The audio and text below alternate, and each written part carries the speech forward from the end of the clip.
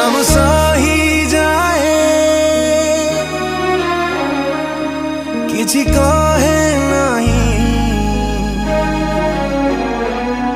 सब जाची दिए किसी मागे नहीं, तथापि ता लुह चापी लेखे शंखा सिंदूर कहानी।